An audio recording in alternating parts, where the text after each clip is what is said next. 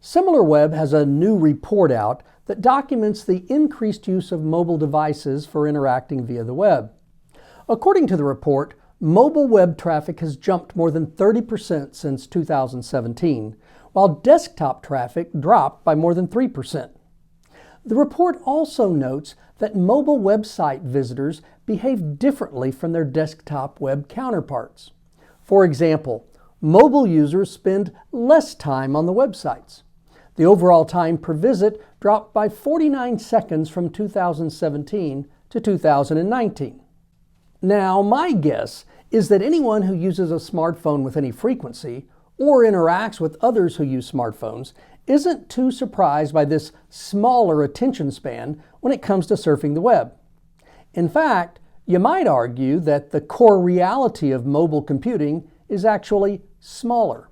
I'm talking about smaller screens and smaller information blocks, shorter video clips, shorter emails and messages, smaller attention spans.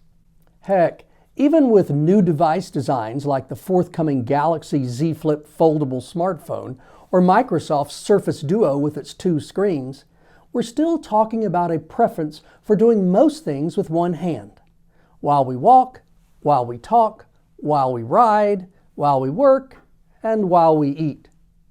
And whether we like it or not, this fits-in-one-hand form factor has a huge influence on our preferences for usage. In other words, as long as the screens are small, the way we use devices will continue to be small as well. I'm thinking this could portend some pretty interesting adjustments in education over the next 10 years, as smartphones likely become the dominant computing device for most students.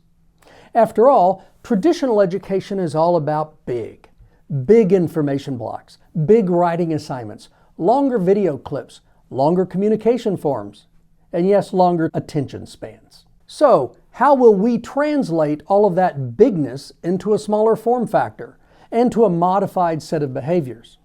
It's certainly something to think about. But don't wait too long.